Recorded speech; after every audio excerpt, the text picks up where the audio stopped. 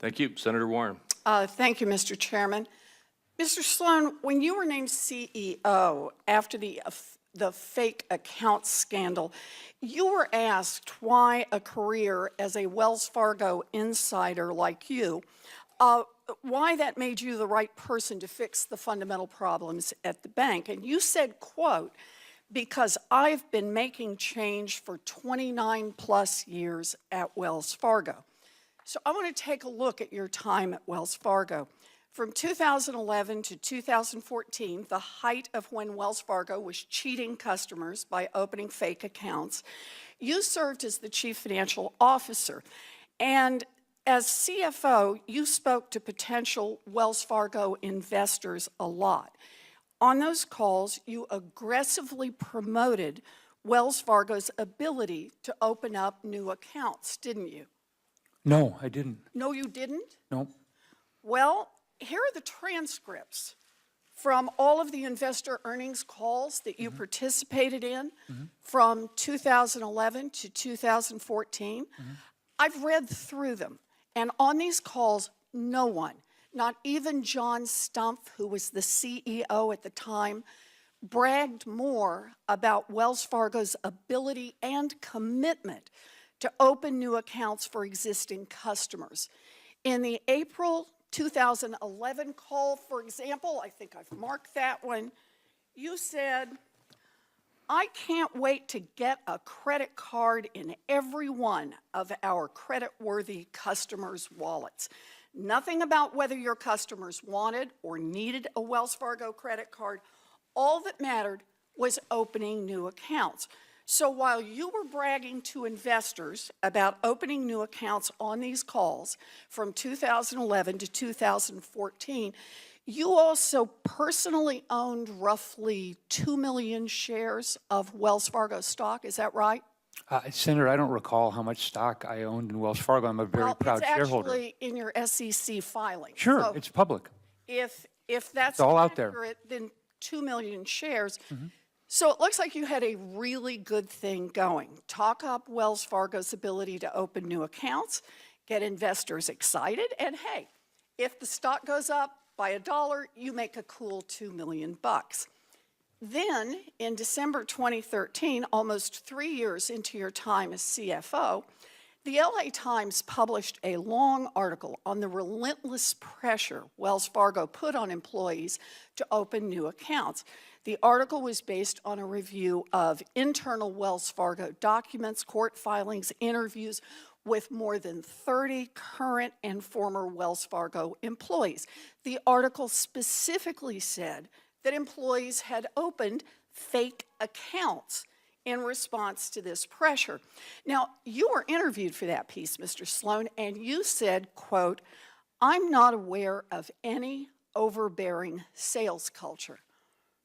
That is really interesting phrasing. I'm not aware of any problem.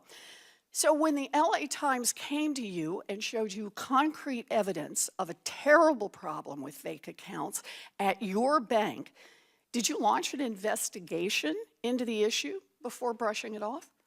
Senator, first, as it relates to my comments in 2011, I'm proud of the credit card products that we have at Wells Fargo. That's not the question I'm asking. I just asked, you brushed it off, you said, "I'm not aware of any problem."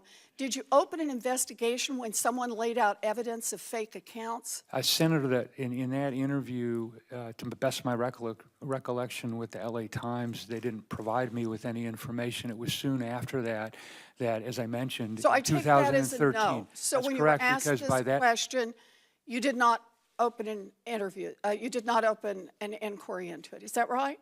Senator, again, the LA Times didn't provide me with any documentation. So you had it was no a phone clue. call. All right. After that time, did you read the article? I read the article, yes. And then you opened an investigation immediately. At the same time the article was coming out, that was the time when the community bank elevated this issue to the senior leadership so team. let's talk And that's about the that time that we time. began to take action. Let's talk about that time. You didn't look into the fake accounts, but you went right back to pumping up the stock price by bragging about Wells Fargo's record number of new accounts on your very next investor call. Now let's forward to 2016, 2 months before the fake account scandal became public. You were then the chief operating officer of Wells Fargo. An interviewer asked you whether you thought the bank had pushed sales goals and cross-selling too far, and your answer was, quote, no. The fundamental strategy that we have is not going to change. That is July of 2016, just before this breaks open.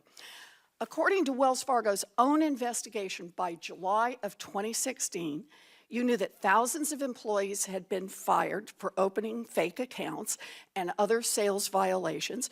You knew aggressive cross-selling goals were to blame, and still, you publicly said the bank didn't have a problem, right? Senator, that's incorrect. You didn't say this? That you're Senator, quoted? could you read the entire quote, and could we go through the entire presentation? Because I Your think in that, answer, Senator, I when think in asked that about whether or presentation, not you'll you see. pushed employees too far, your answer was no. The fundamental strategy that we have is not going to change. And that's a month And I was referring to before the this vision. breaks I was public. referring to the vision of our company. The vision, Of our including the company. fake scandals you were being asked Senator, about? every time I give a presentation to our team members, I start with our vision, which is to ground people in the culture of our company, which is that our job is to satisfy our customers' financial needs and to help them succeed financially. Sloan, I'm That's the glad- context that I made that statement. Since I've become CEO, I've made fundamental changes to address the issues that we're talking about today. Mr. Sloan, you were asked about pressure on employees, which caused the fake account scandal. We all know that now. It's public. You knew there was a problem, and when you were asked about it, you lied. This is about personal responsibility. Wells Fargo cheated millions of people for years. The Federal Reserve should remove all of the current board members who served during the fake account scam. And Mr. Sloan, you say you've been making changes at Wells Fargo for 30 years, but you enabled this fake account scam, you got rich off it, and then you tried to cover it up. At best, you were incompetent. At worst, you were complicit. And either way, you should be fired.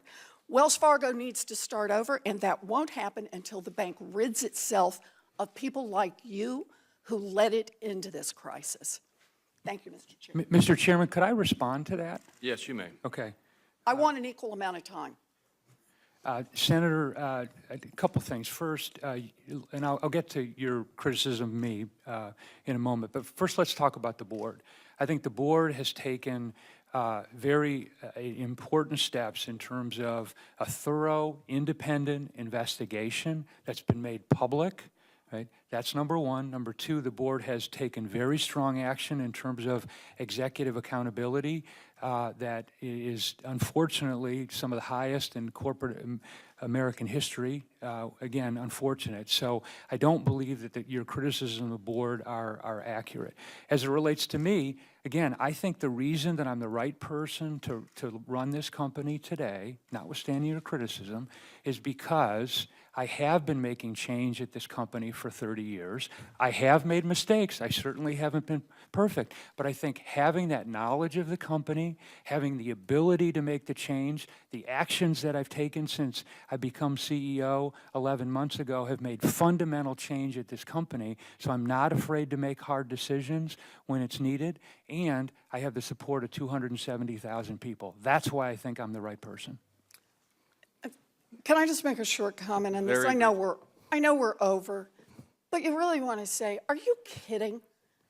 You know, look, you've been there for 30 years, and every one of my colleagues on both the Republican side and the Democratic side who've spoken so far have talked about a broken culture at Wells Fargo, have talked about the fact that the problem starts with leadership.